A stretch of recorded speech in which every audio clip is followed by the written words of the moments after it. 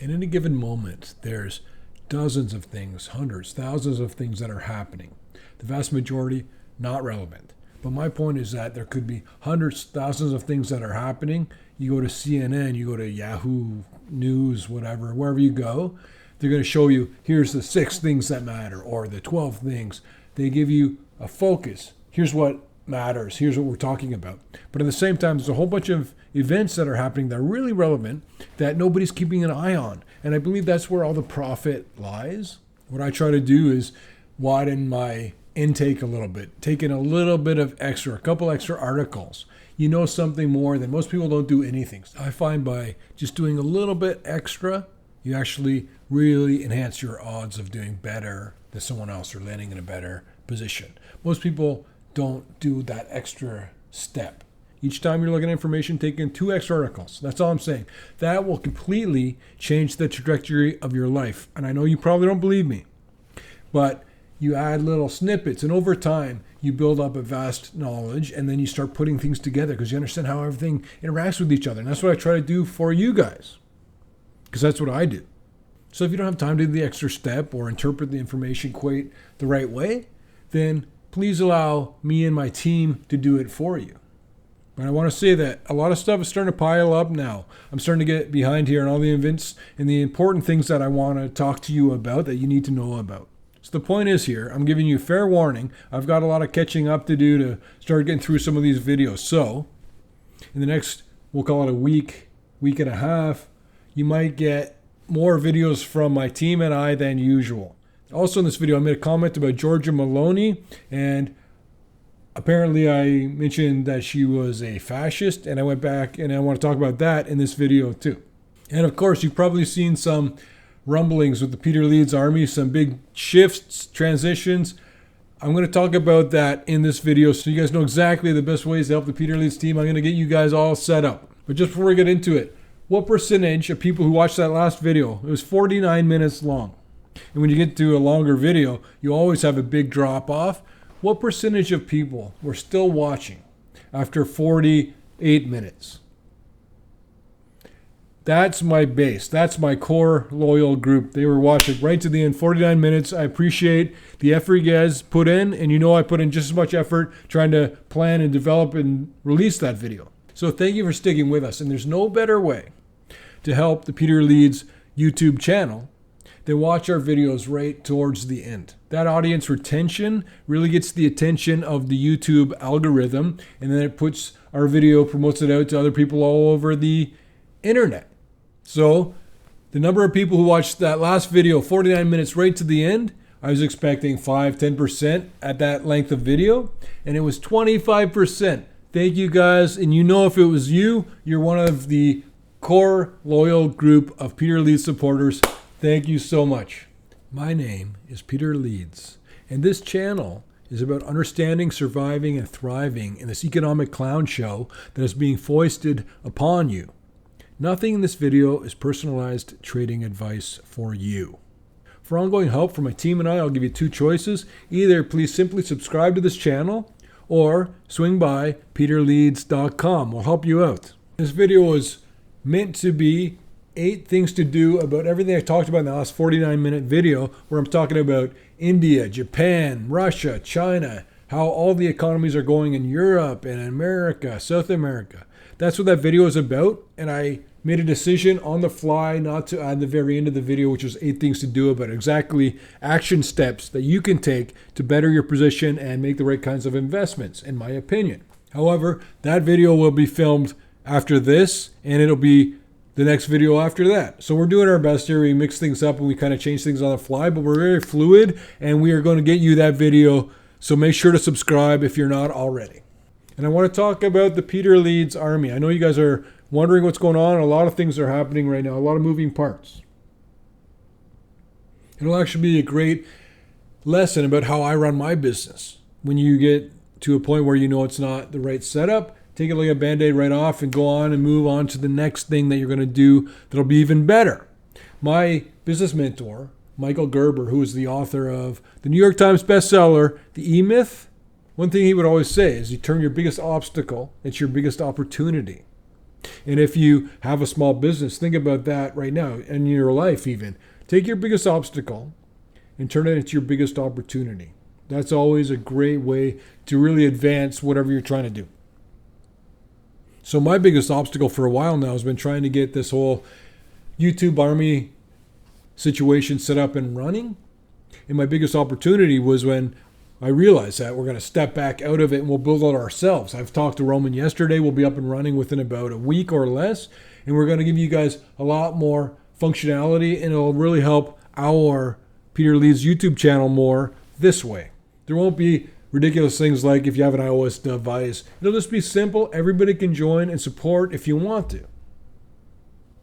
I'll give you guys an update as soon as we're up and running with that. And we love you guys, and I love that you're so gracious about being supporters on the Peter Leeds YouTube channel. I've been listening and watching you for years. I've recommended you to so many family and friends.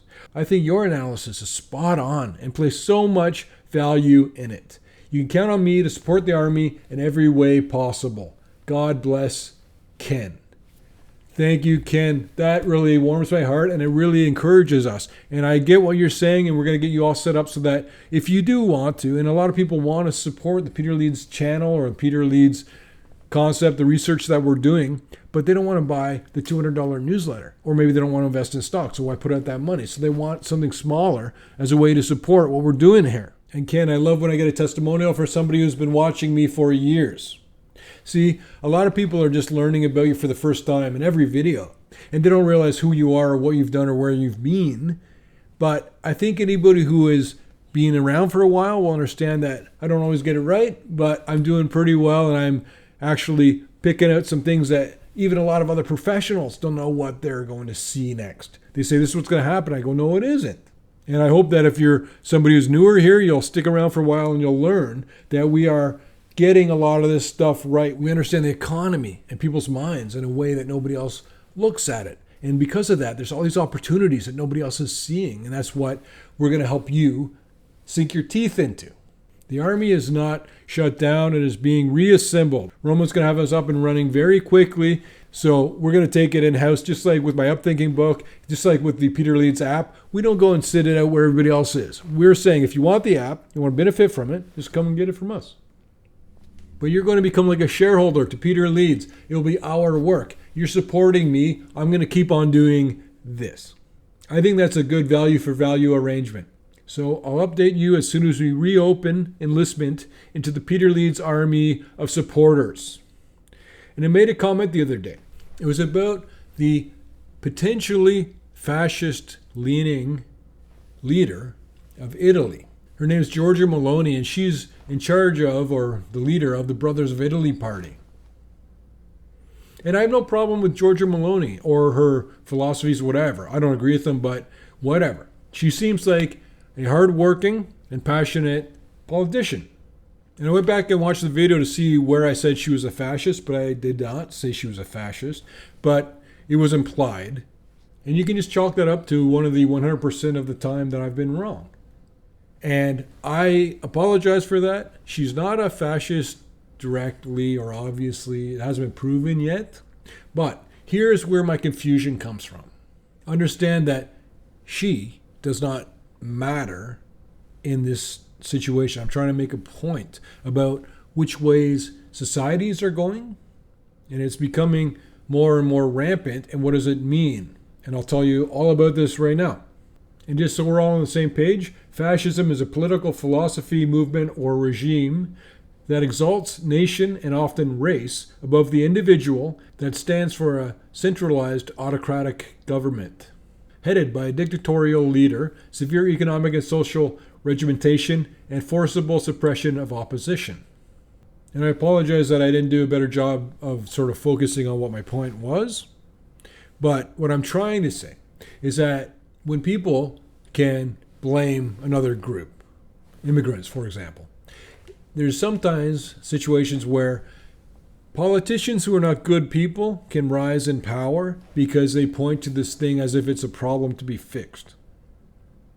And the next thing you know, you've got more autocratic leaders. I'm going to tell you about how this goes in real world society right now, where there's a nation not even considered a democracy anymore, but it was recently.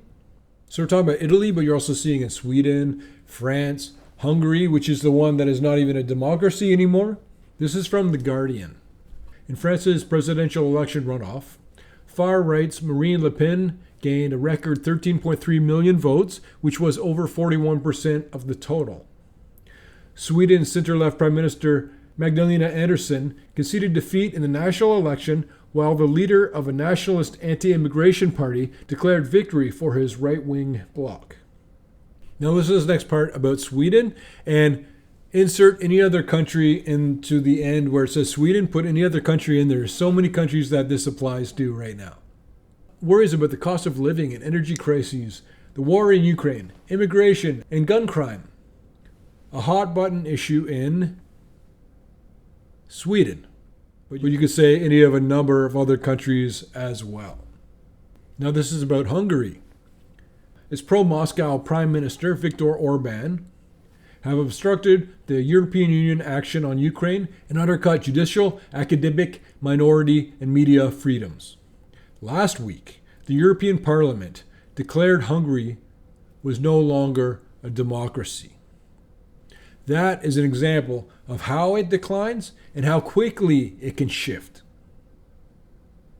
It started in Hungary with the rise in the far-right movement and some other points of confusion about why I assumed that she had fascist leanings. The political slogan, Deo Patria Familia, means God, homeland, family, which is widely used, or a widely used slogan in the fascist era.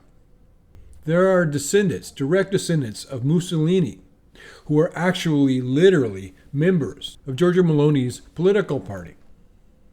And they also have what's being called fascist visual references. The party logo has the Italian tricolored flame, and that's the logo of the now defunct Italian social movement, which was a neo-fascist party which had been formed in 1946. The war ended in 1945.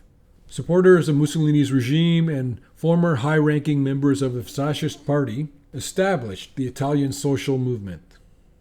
Now, this is from the European Institute of the Mediterranean, talking about what the fascist doctrine is about, or what it's like. Ethnic exaltation of the nation, anti-immigration xenophobia, and anti-politician, anti-establishment populism. And what xenophobia is, that's the fear of another culture or race taking over your own.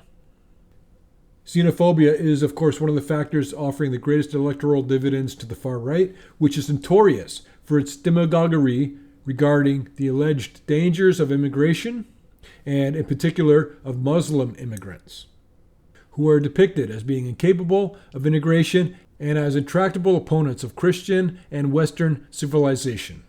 It's been proven that there's absolutely no truth to any of this. It's actually quite the opposite, but it makes for good gains in politics, especially if you're in Europe right now and you're worried about all these nations, people coming from other nations to Europe because of the difficulties of where they're coming from. No different from people coming from El Salvador into California, people going from Libya, Syria, moving into Europe. Same thing. In this context, immigrants are blamed for freeloading off the welfare state, rising crime rates, including terrorism, and even for introducing diseases that have been eradicated in Europe. They brought it up, so I have to tell you the reality of it. It's actually the opposite in terms of crime rates and terrorism, both provable. You can look it up yourself right now. And in terms of reintroducing diseases that have been eradicated in Europe, also no proof. Just an easy thing to say that'll get you a lot of support if you are one of the people thinking that way. And all this stuff I'm just reading right now from the European Institute of the Mediterranean, that's actually 8 years old. That's what they were saying 8 years ago, 8 years before that too. It's never changed. Everything's were so unique, so different. It's the same thing going on in many other places in the world right now that everyone thinks that, wow, this is what's happening here. It's all meaningful. We know what we're doing.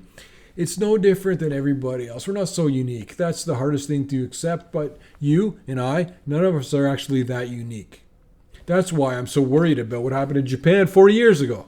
That's what's going to happen in America right now. And you know that if you watched my last video. But who's got 49 minutes these days, right?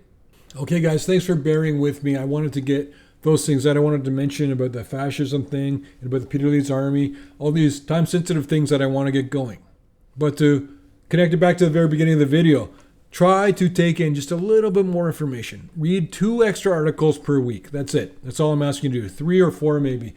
Read 4 extra articles a week. That's all I'm asking you to do. It'll change all the little things you know, and then you'll see these opportunities arise. You'll say, well, I know that's not true, or I know that's true. And you put it together and you see an opportunity that nobody else is seeing. That's how you get a leg up in comparison to other people. And I talk a lot about that in Upthinking, my book. People don't care about making more money as much as making more money than their neighbor. And it's sad and it's weird and it's a true thing. You'll understand if you read the book. Just remember that most people right now are not going to read a few extra articles. You do one thing that nobody else is willing to do, and that puts you in a different level. Most people actually do the opposite of reading more. They fight it. They push it out of their brain. They don't want to take on more work. We're all so busy. Last thing you want to do is have to have more reading to do. Our brains are full. We're tired. We're stressed. We're concerned. Especially with everything that's going on with the economy.